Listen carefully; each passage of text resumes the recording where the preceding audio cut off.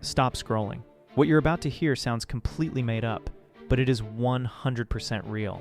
The CIA once turned a cat into a spy, not a metaphor, an actual house cat. Surgeons cut open the animal and buried a microphone inside its ear, planted a radio transmitter at the base of its skull, and threaded a wire antenna down the length of its tail.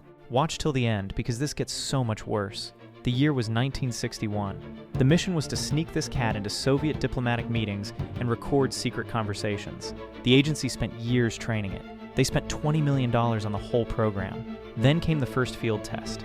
They released the cat near its target in Washington, D.C. Within minutes, a taxi hit it. Gone. Mission over. And here is the part that should keep you up at night. The CIA did not cancel the program because of the surgery. They canceled it because cats were. And this is their actual word, impractical. $20 million. One taxi. Impractical.